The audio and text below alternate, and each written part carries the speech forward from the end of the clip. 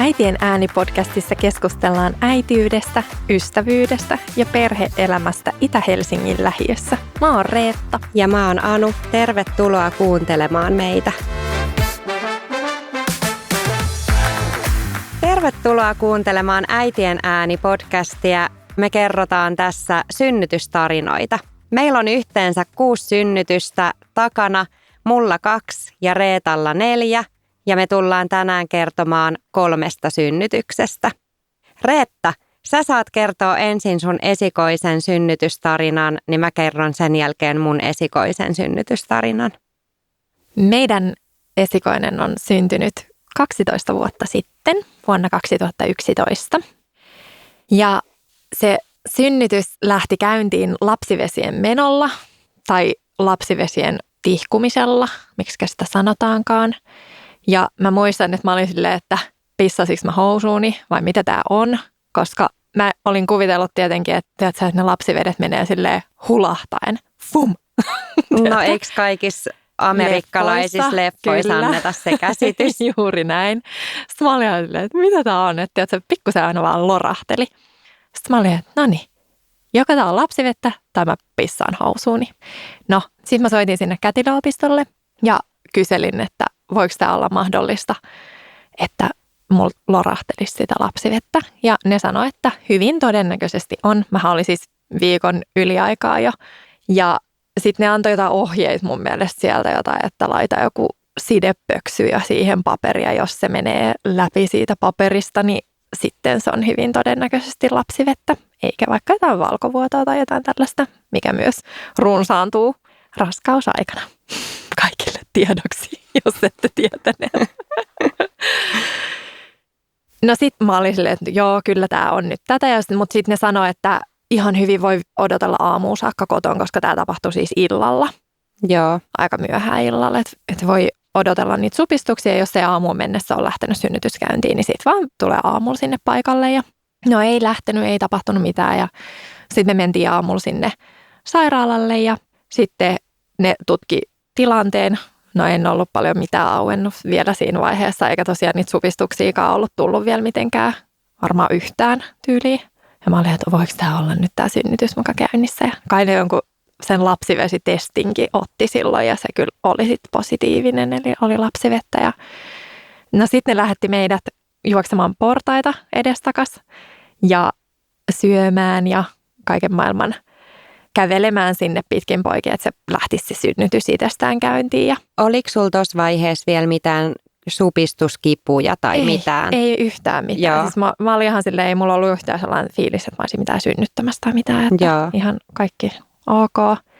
Varmaan mä olin joku 1,5 tuntia, 2 tuntia siellä veksi. Sitten me tulin sinne sairaalalle ja ei vieläkään mitään. No sitten oli silleen, okei, no että ehkä voisi niinku rupea sitten suunnittelemaan sen oksitosiinin laittamista. No, sitten sitä ruvettiin laittaa ja sitten pikkuhiljaa rupesi tulemaan niitä sellaisia lieviä supistuksia ja sitten mä ajattelin, okei, tällaista tämä on, kun eihän mulla ei mitään tietoa, mikä on supistus, edes muuta kuin jotain tällaisia harjoitussupistuksia, mitä oli ollut. Mutta siinä kaikki tietoja ei ollut kyllä mitään sitten niihin synnytyssupistuksiin verrattuna. Joo. No, sitten se lähti siitä käyntiin ja mä pääsin sitten altaaseen. Ja sitten mä olin siellä altaassa ja mä muistan, kun mun mies täytti sinne jotain lämmintä vettä aina kävi hakea sieltä jostain ämpäritolkulla ja kun mä olin, että tämä on kylmää. Ja sitten jossain vaiheessa mun mies oli silleen, että kun oli jo mennyt aika paljon aikaa ja oli jo tyyli ilta, kun mä lilloin siellä altaassa, niin kello oli varmaan jotain lähemmäs 9 tai jotain, että se koko päivä oli mennyt siinä. Joo. Sitten mulla oli aika kovia ne supistukset. Sitten mun mies oli silleen, että kyllä sä varmaan pärjää siinä, että hän ottaa pikku nokoset, että se meni nukkumaan siihen mun sängylle. Ja sitten loppujen lopuksi mä olin siellä altaassa. Mä olin ihan varma, että mä hukun sinne, kun tiedätkö, multa oli niin hirveät supistuksia sitten jossain vaiheessa. Mun mies vaan nukkui siellä sängyssä ja sitten mä jossain vaiheessa huusin, että nyt helkkari tänne. Mä hukun tänne, että tuut auttamaan mua, pitämään mua pinnalla. Mulla on niin hirveät supistukset. Ja no kyllä se sitten tuli sieltä. Ja sitten loppujen lopuksi mä nousin pois sieltä altaasta, koska mä koin sen ehkä liian hankalaksi olla siellä, pysyä pinnalla. Joo. No sit kun mä nousin sieltä altaasta, niin sit mulla taas holahti sitä lapsivettä aika paljon, niin sit se olikin ihan vihreätä. Elikkä siis vauva oli kakannut lapsiveteen. Eli se on siellä ollut pikkusen jotenkin ahdingossa ja sitten sitä ruvettiin silleen vähän niin kuin hoputtaa tai silleen niin laitettiin lisää sitä oksitosiinitippaa ja että se niin kuin lähti etenemään vielä kovempaa vauhtia sitten se synnytys. Onko se jotenkin vaarallista, jos vauva kakkaa lapsiveteen? Mä en tiedä siis. Ilmeisesti on jotenkin, että jos se sitten hörppää sitä, niin sitten se on vissiin huonoksi niin kuin keuhkoille, jos mä oon oikein ymmärtänyt. Joo. Nyt en kyllä ole ihan 100% varma, mutta toivottavasti en kerro täällä jotain väärää tietoa.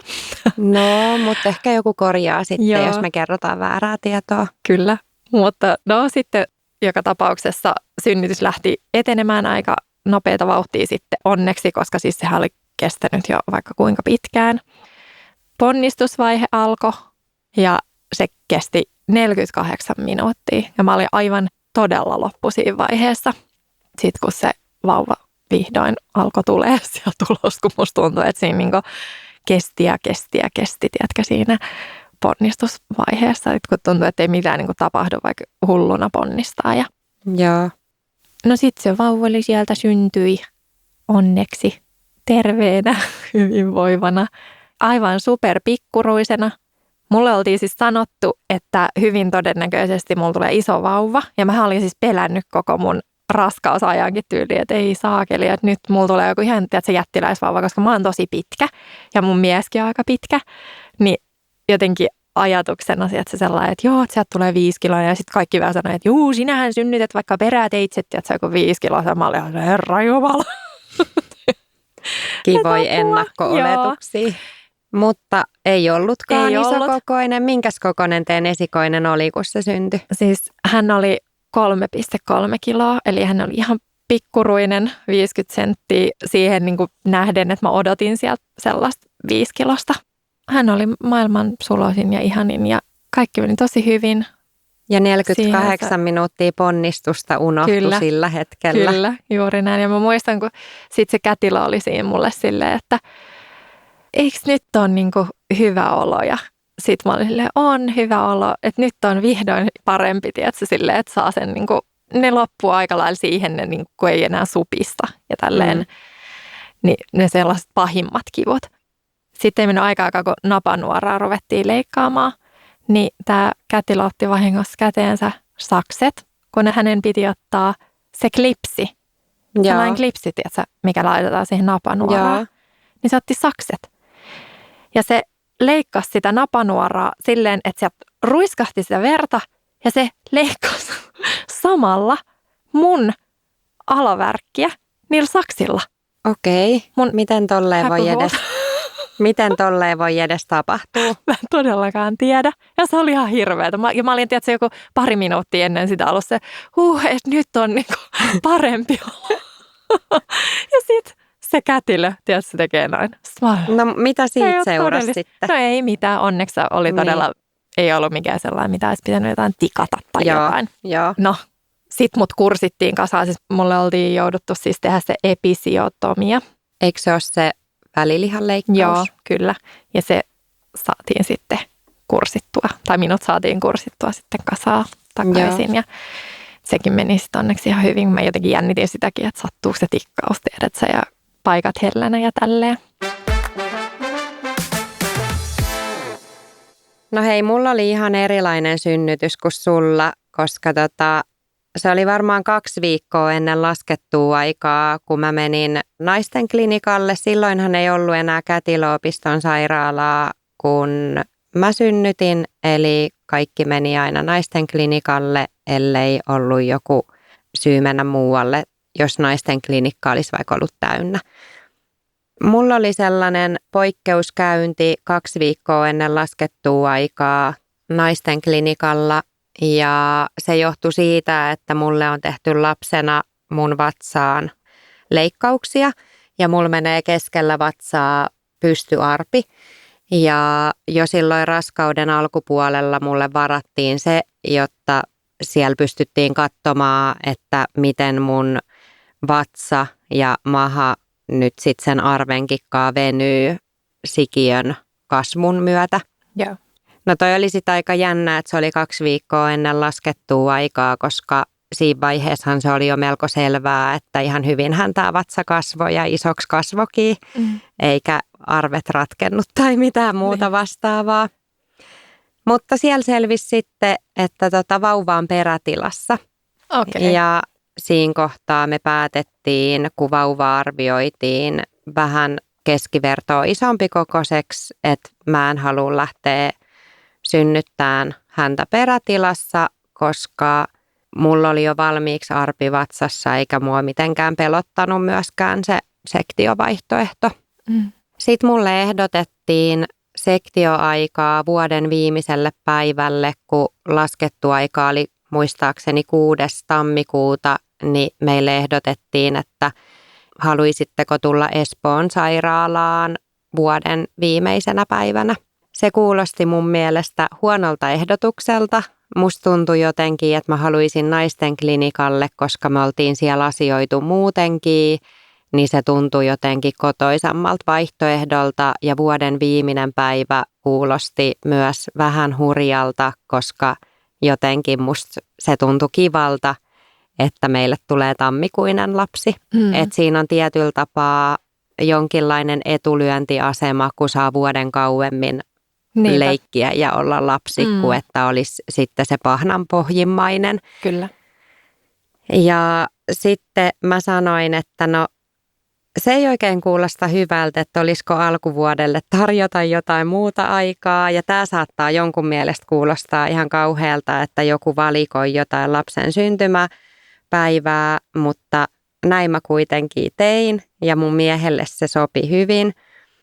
Sitten meille ehdotettiin toisena vaihtoehtona, että tammikuun alkupuolella sopisi naisten klinikalla sektio ja sitten me lyötiin se lukkoon. Sinä päivänä, kun me sitten mentiin sinne sektioon, niin mä olin laittanut jalkaan sellaiset tukisukat, mitkä mulle oli annettu ja sitten siinä joku sellainen juomakin muistaakseni juotiin, koska sitä ennen leikkausta ei saanut syödä mitään. Me mentiin sinne aamulla ja meidät ohjattiin sellaiseen huoneeseen, missä oli sellainen hieno pallotuoli. Okay. Sitten siellä oli ehkä 3 paria meidän lisäksi ja kaikki odotti samaa asiaa ja meille selvisi sitten, että meidän vuoro oli tokana, jos ei tule kiireellisiä väliä. Ja mun muistaakseni se meni jotakuinkin niin, että sitten jossain vaiheessa meidät siirrettiin sinne synnytyssaliin, jossa mulle laitettiin tippa käteen ja sitten me siinä hetken aikaa odotettiin ja sitten meidät siirrettiin leikkaussaliin. Saiko isä tulla heti mukaan sinne vai pitikö sun mennä eka yksin? Mulla on sellainen muistikuva, että mun mies olisi ollut koko ajan mun seurassa. Joo. Siis joo, me mentiin yhdessä synnytyssaliin. Joo. Mun mielestä. Okei. Kävelit sä itse sinne vai vietiinkö sut jollain sängyllä? Mähän olin siis raskausaikana niin huonossa kunnossa, että mulla on jäänyt mieleen se, kun me mentiin Prismaan ja mun isä työnsi mua pyörätuolissa jopa Prismassa. Ja tästä mä en ihan muista, mutta mä luulen, että mut on viety sinne sängyssä, sängyllä. Joo. Voihan se olla, viedäänkö? Mä makasin nimittäin sängyllä siellä synnytyssalissa, kun mulle laitettiin sitä tippaa ja mä luulen, että mut roudattiin sillä samalla sängyllä sinne synnytyssaliin, jossa mut nostettiin siihen leikkauspöydälle. Joo. Ja siinä leikkauspöydällä mulle sitten tuli anestesialääkäri laittamaan sitä puudutusta. Ja mä en nyt muista, että oliko se epiduraalipuudutus vai spinaalipuudutus, mutta joka tapauksessa se sattui niin paljon ja se meni niin monta kertaa pieleen, että minä huusin ja ulvoin ja itkin siellä ja käyttäydyin kuin pikkulapsi. Multa oli jotenkin mennyt ohi, että sitä laittokin sellainen harjoitteleva anestesialääkäri ja se varsinainen anestesialääkäri oli siinä vieressä. Okei. Ja sitten mä sanoin, että nyt mä en enää kestä, että nyt varsinaisen anestesialääkärin on laitettava se, että muhun on harjoiteltu riittävän monta kertaa. Yeah. Ja se oli ehkä sen synnytyksen kivuliain osuus, joka voi alatiesynnyttäneitä vähän naurattaa, mutta se sattui mua niin paljon, se puudutuksen laitto, että sen jälkeen, kun se oli sit heti onnistunut, kun se varsinainen anestesialääkäri laittoi sen, niin sen jälkeen alkoi autuus ja sitten mut laitettiin makuuasentoon ja sitten siihen vedettiin eteen se verho ja sitten mun mies tuli siihen mun pään viereen ja piti mua kädestä kiinni ja sitten mun verenpainetta seurattiin ja sitten mulle annettiin sen verran vahvoja niitä jotain rauhoittavia tai muita, että mä muistan, että mulle sanottiin, kun mulla tuli sellaisia vilunväreitä ja mun kroppa vähän niin kuin täris, että se kuuluu asiaan ja ne lääkkeet aiheuttaa sen. Joo. Ja siis varmaan just epiduraali ainakin tekee sitä sellaista tärinää, koska mulla on myös ollut sitä tosi voimakkaasti aina joka synnytys. Se voi olla, että se johtui siitä. Joo. Ja kaikki meni hyvin ja mä muistelen, että kun mä pyysin, että ne sit kertoo koko ajan, että mitä tapahtuu, niin musta tuntuu, että se tapahtui todella nopeasti, että me kuultiin jo se vauvan ensimmäinen rääkäsy. Ja se oli kyllä sellainen hetki, siis liikutun jo tästä, kun ajattelen sitä hetkeä, että se on niin kuin tärkein hetki ja merkityksellisin hetki mun elämässä. Kyllä. Kun oma lapsi syntyi. Se on. Et tuntuu, että kaikki muu on ollut ei niin tärkeää. Mutta sitten sieltä syntyi sellainen 4-kiloinen ja hyvinvoiva ja terhakasti itkevä vauva. Ja se tuli ensimmäiseen mun syliin sieltä sitten ja ihana. Rinnalle ja se oli ihana hetki. Mutta tosiaan se sektio eteni sit siitä sillä lailla, että vauva oli hetken ollut siinä mun sylissä, kun sitten mua kursittiin siinä samalla kasaan. Ja sitten sen jälkeen siltä otettiin mittoja ja... Tehtiinkö ne siellä leikkaussalissa? Joo, tehtiin. Onko se niin kuin leikkaussali vai onko se synnytyssali myös? Mun mielestä se oli leikkaussali. Leikkaussali, okei. Niin. Joo. Mutta siellä oli ne kaikki vaat sun muut, että mä kuulin siis siinä jo sen painon ja sillai. Joo. Mutta sitten mun mies lähti vauvan kanssa oottelemaan mua heräämöön. Okei. Ja sit mä tulin sinne vähän ajan päästä perässä ja sit vauva laitettiin siellä heti taas uudestaan mun vatsan päälle tai niinku rinnalle. Koska ehkä nyt vatsan päälle ei voinut laittaa, koska tämä mun sektio vedettiin vielä niin kuin pystyviiltona. Eli tehtiin samaan arpeen kuin mikä mulla oli jo vatsassa. Ja se oli ollut mun oma toive, koska muuten mulla olisi ollut 2 arpea vatsassa. Niinpä, joo. Niin se oli sitten ihana hetki kanssa, kun vauva tuli ensimmäistä kertaa rinnalle ja imetys onnistui ja kaikkea. Niin se oli ihanaa. Joo.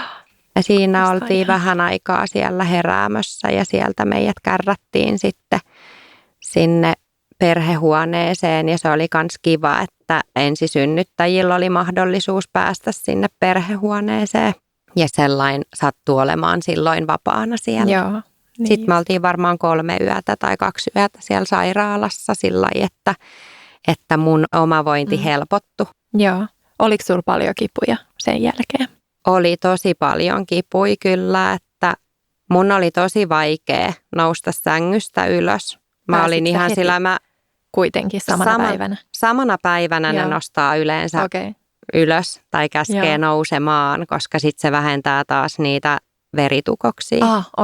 Niin just. Niin se onnistui, mutta mä ihan sillain niin kuin puuskutin kovasti, että mä pääsin istuvaan asentoon ja sit mua jo huippasi niin paljon, että mun piti laskeutua takaisin makuuasentoon, mutta ihan hyvin se lähti siitä sujumaan, että ekaan päivään mä kävelin jo pesemään hampaat lavuaarille siellä huoneessa ja sitten takaisin. Joo.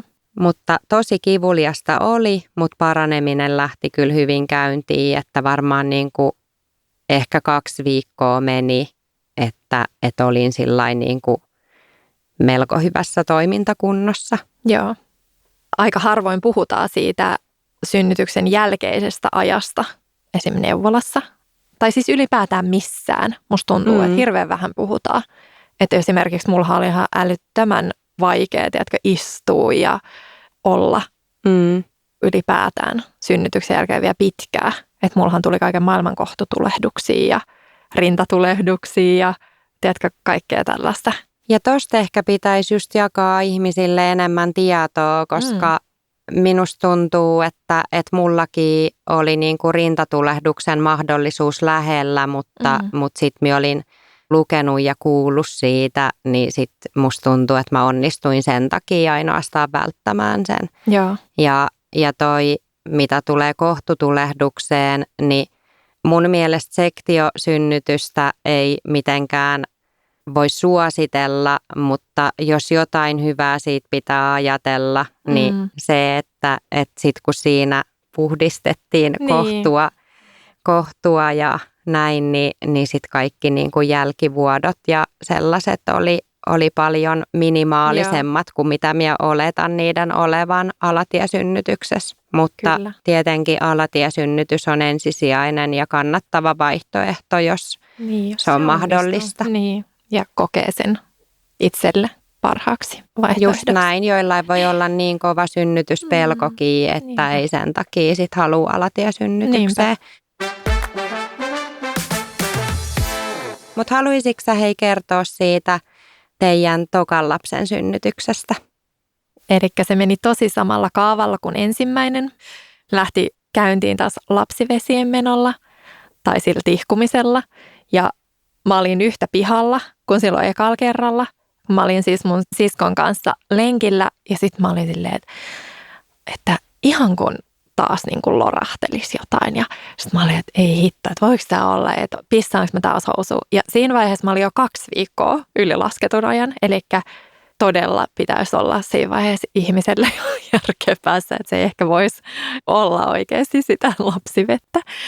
Mutta silti mä jotenkin epäilin sitä ja no sitten me mentiin käymään siellä kätilöopistolla ja otettiin siis sinne mukaan jo kyllä kaikki, tiedätkö, turvaistuimet ja tällaiset, kun me ajateltiin, että jos se olisikin lapsivettä ja me päästäisiin tosi toimiin. No sitten me mentiin sinne, eka vietiin siis tämä meidän esikoinen mun siskolle hoitoon ja sitten päästiin sinne sairaalalle. No sitten meidät otettiin siinä vastaan ja siinä oli sellainen joku kätilöopiskelija, joka otti siis meidät vastaan.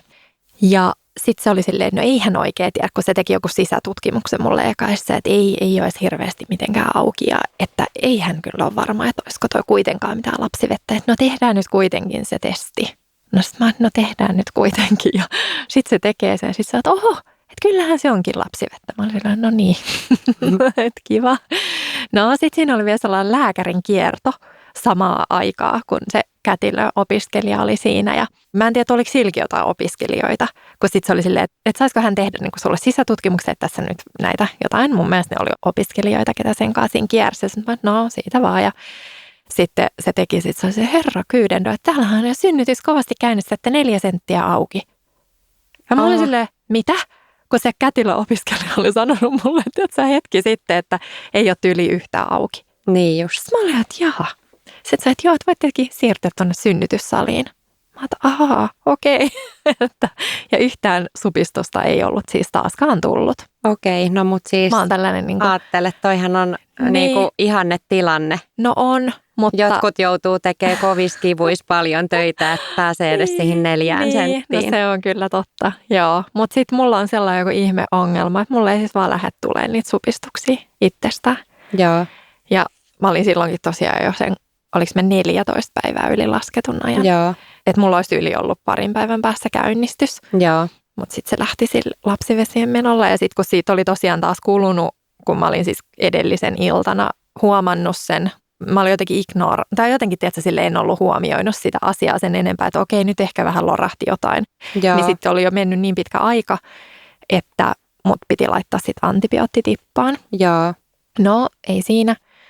Meidät siirrettiin sitten sinne synnytyssaliin ja laitettiin se antibioottitippa ja sitten se oksitosiini, Joo. koska niitä supistuksia ei tullut.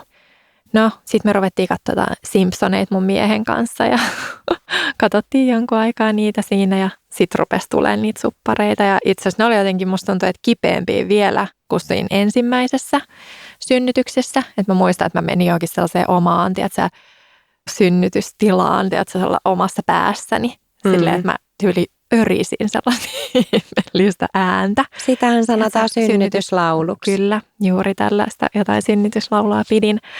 Ja revin tyyli jotain omaa tukkaa. Tiedätkö, mulla oli ponnarilla tukkaa ja mä revin sitä kummallisesti aina niiden supistuksia aikana. Ja olin sellaisessa ihmetilassa. Ja pääsin sinne 7 senttiin, kunnes mun oli ihan pakko sit pyytää epiduraali, joka oli kyllä ihan maailman ihaninta. Joo. Sitten ei mennyt aikaakaan siitä, kun mä sain sen epiduraalin, kun mua rupesikin jo ponnistuttaa.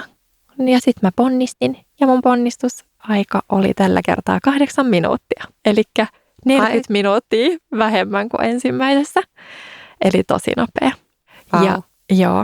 Ja se meni jotenkin aivan niin kuin, mä olin, että herra jumala, ei mitään repeymiä, ei mitään. Ja mä olin ihan että tämä ei voi mennä näin hyvin, miten voi olla. Ja hei, nyt mä ymmärrän, että teillä on tullut sit sen jälkeen vielä lisääkin lapsia, kun synnytys on mennyt noin hyvin, niin sitten ei jää ainakaan mitään traumoja, että sen takia jäisi sitten. No ei aina, no se ponnistusvaihe meni jo tosi hyvin ja kaikki niin kuin näytti, että menee tosi hyvin. Ja vauva tuli rinnalle ja näin, kunnes sitten oltiin tehty ne kaikki punnitukset. Ja vauva oli siinä mun rinnalla ja imetys lähti tosi hyvin käyntiin ja tälleen. Mutta sitten yhtäkkiä mulla tuli sellainen, että ei hitto, että ihan kun mulla niinku pulppuaisi, tiedätkö, toivottavasti kukaan joku verikammonen kuuntele sen pulppua niinku verta tuolta alhaalta. Sitten mä olin mun miehelle silleen, että olisiko mitenkään mahdollista, että sä voit niinku kurkata sinne. Että mikä tilanne, niinku sitten se kurkkaa sinne peiton alle. Sitten se on se, okei, että hän taitaakin kutsua nyt ton kätilön tänne paikalle. Sitten mä olin silleen, että joo, että varmaan parempi. Ja sitten se pyytää sen kätilön ja sitten se onkin silleen hirveellä, tiedätkö, kiireellä. No niin, että mikäs täällä on? Ja katsoo sinne peitolle, että okei, ja vauva pois rinnalta ja isälle nyt vauva ja äitiä ruvetaan, tiedätkö, siinä sitten hoitamaan. Ja sitten mulla siis vaan pulppuu ihan niin kuin törkeästi sitä verta ja sitten se rupeaa painelemaan sitten mun kohtuun. Ja sitten, mitä siinä siis tapahtui? No mä en siis tiedä vieläkään itse. Mä en tiedä, oliko sinne jäänyt joku palanen tai jotain, mikä sitten aiheutti sen, että se ei niin kuin, kun se niin kuin supistui se kohtu silleen, että se niin kuin lievenisi se verenvuoto.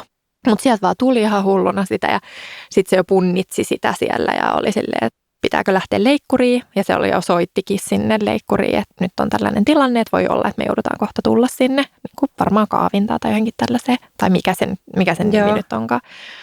Sitten se rupesi pikkusen niin kuin tyrehtymään. Se antoi jotain erinäisiä lääkkeitä mulle ja nestettä pisti tulee, kun siis 1,7 litraa mä menetin verta siinä. Joo. No sitten se niin kuin lähti siitä pikkuhiljaa se tilanne. Niin purkautuu, joo. Ja mä en niin kuin itse edes ymmärtänyt, että kuinka sellainen niin kuin kuinka vakava se tilanne oli. Juuri näin. Joo. Se oli silleen, että jos pikkuhiljaa yrität nousta sieltä sängystä, niin kuin pitää, siis silloin kun alat itse synnyttää, niin pitää käydä siis pissalla, että sä voit lähteä sieltä synnytyssalissa, sun pitää saada pissa tulemaan. Joo. No sitten se niin kuin oli silleen, että joo, että hän työtään pyörätuolin. Sitten mä olin silleen, että en mä mitään pyörätuolia tarvitse, voin kävellä itse sinne vessaan. Mutta sitten kun mä nousin siitä ylös, niin mä olin se wow, tiedätkö? Niin, kun sä olit menettänyt niin paljon verta. Ja se oli ihan hirveä siis se olo. Mä olin siis aivan kalponen ja sellainen valkoinen lakana, aivan todella kalpea. No sitten mä pääsin sinne vessaan ja onneksi se pissakin sitten tuli sieltä, mutta sitten mun mies jäikin sitten mun ja vauvan kanssa sinne, kun mä olin niin silleen heikossa hapessa sit siinä sen hetken aikaa. Tosi kiva. Pääsittekö te johonkin perhehuoneeseen? Joo, päästiin perhehuoneeseen. Itse asiassa mä oon päässyt siis jokaisen kanssa. Et meillä on käynyt ihan hirveä tuuri. No niinpä. Onko nämä 2 nuorempaa synnytetty sitten naisten klinikalla? Naisten klinikalla, joo. Ja sielläkin te olette päässyt perhehuoneeseen. Joo, tai no itse asiassa me oltiin siellä perhepesähotellissa. Joo. Okay. Ja sitten, mutta toinen me oltiin hetken aikaa siis osastolla. Silleen mun mies sai jäädä, tai tämä meidän viimeinen. Kun sektion jälkeen hän ei pääse sinne perhepesähotelliin, mutta varmaan ne sitten just priorisoi niitä perhehuoneita esikoisen saaville ja sektiossa on Niin, mä luulen kanssa. Tai sitten jos on jotain tilannetta käynyt. Mutta hei, tässä oli 3 synnytyskertomusta ja meillä on vielä 3 jäljellä ja niistä me kerrotaan toisessa jaksossa. Kiva, kun olitte kuuntelemassa meitä. Kiitos tuhannesti. Hei, tulkaa kuuntelemaan meitä myös ensi viikolla ja kiva, kun olitte nytkin kuuntelemassa. Moikka! Moi moi!